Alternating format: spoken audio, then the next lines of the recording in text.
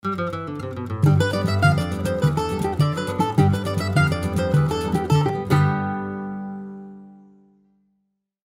choro. Quem não conhece esse nome? Só mesmo quem nunca deu naqueles tempos uma festa em casa. Hoje ainda esse nome não perdeu de todo o seu prestígio, apesar de os choros de hoje não serem como os de antigamente, pois os verdadeiros choros eram constituídos de flauta, violões e cavaquinho, entrando muitas vezes o sempre lembrado off-clade e trombone, o que constituía o verdadeiro choro dos antigos chorões. Assim, Alexandre Gonçalves Pinto define a palavra choro, logo no início do seu livro, O Choro, Reminiscência dos Chorões Antigos. Esse livro foi lançado na década de 1930, mas é uma das melhores referências que a gente tem sobre essa música, sobre o choro, nas últimas décadas do século XIX, no período de surgimento, dessa música. É curioso que essa definição do animal mistura duas das acepções da palavra choro nesse momento inicial da história. A palavra choro era usada para designar um encontro musical. Ele fala: quem nunca deu uma festa em casa? Quem nunca deu um choro em casa? Ou é usada também para designar o conjunto musical que tocava nesses encontros. Ele fala: os verdadeiros choros eram constituídos de flauta, violões e cavaquinho. A gente vê essas duas acepções em vários momentos no livro do animal. No verbete, por exemplo, em que ele descreve um certo Olavo Pinheiro, a gente tem assim: trabalha há muitos anos na portaria da alfândega, amigo e compadre do grande chorão Luiz Brandão. O seu pai era um distinto advogado, que dava em sua casa choros agradabilíssimos, indo daqui da capital o competente choro que eram Henriquinho, de flautim, Lica, de bombardão, Galdino, de cavaquinho, Felisberto, de flauta, Espíndola e muitos outros, e também o chorão Olavo, de que tratamos. A gente vê, então, que o competente choro era um conjunto formado por flautim, bombardão, cavaquinho, etc. E a gente vê também que o pai do Olavo promovia em sua casa choros agradabilíssimos, ou seja, reuniões musicais quase como as rodas de choro, a que a gente se refere tanto nos dias de hoje.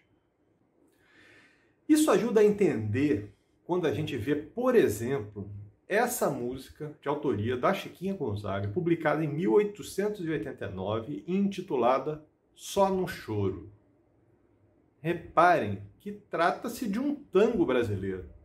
Certamente ela está se referindo nesse título a uma das famosas reuniões que aconteciam na época, com a presença de músicos como o Henrique Alves Mesquita, a quem esse tango é dedicado.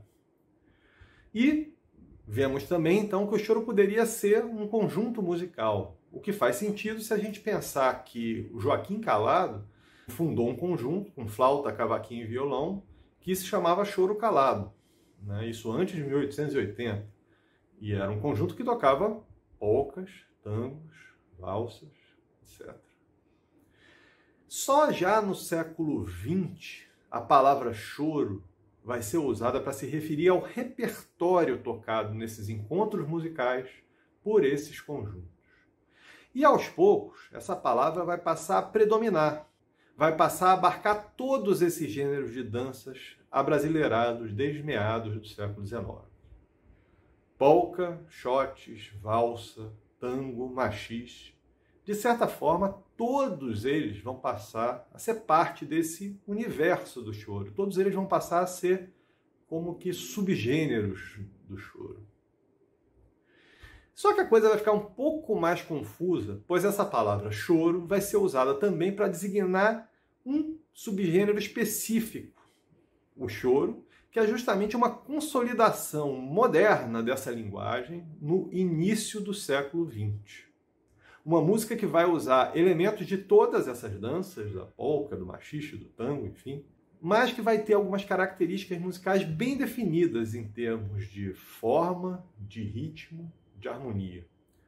O choro do início do século XX vai consolidar uma estrutura formal e harmônica com seções de 16 ou 32 compassos, por exemplo, abandonando quase que em definitivo as seções reduzidas de 8 compassos, que eram muito comuns no século XIX, assim como vai adotar seções que não vão ser subdivididas em várias subseções, algo que era muito comum também no século XIX.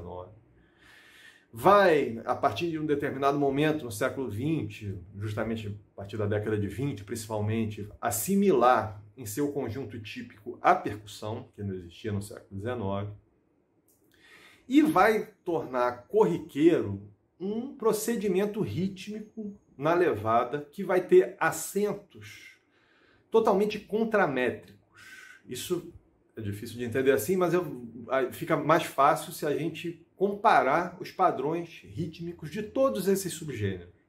Claro que eu vou mostrar aqui só uma simplificação, uma coisa bem esquemática, mas é para a gente ter uma ideia. Nos gêneros daquilo que a gente poderia chamar de primeira geração de ritmos abrasileirados, de sotaques criados no Brasil, a gente teria, por exemplo, a polca e o tango. A polca a gente vai ter, no primeiro momento, lá no início, um tipo de desenho assim com o baixo e o contratempo. Pum, pi, pum, pi, pum. Aos poucos, vai se desenvolvendo um desenho com essas duas puxadinhas. Pum, pam, pum, pam, pum, ta. E a gente vai ver nos instrumentos que acompanham, cavaquinho, como a gente viu nas outras aulas, cavaquinho e violão, o uso de notas falsas, né? Percussivas, né? Mais ou menos isso. O tango vai ter um desenho similar, só que a gente vai ter dentro do primeiro tempo uma síncope mais acentuada, assim.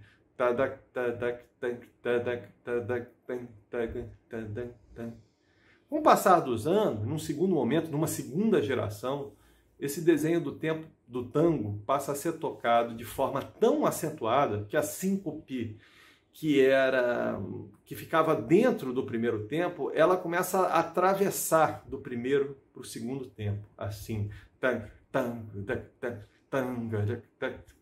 E aí a gente tem o que a gente vai chamar de machixe, isso já no finalzinho do século XIX. Até aqui, todos esses gêneros, vocês vão reparar que eles têm esse desenho de colcheia marcada no segundo tempo, né? Com o choro que aparece, com esse padrão rítmico do choro que aparece no início do século XIX, a gente vai ter o que eu estou chamando desse padrão contramétrico, que a gente vai ter tudo em suspenso, vai ter um desenho assim.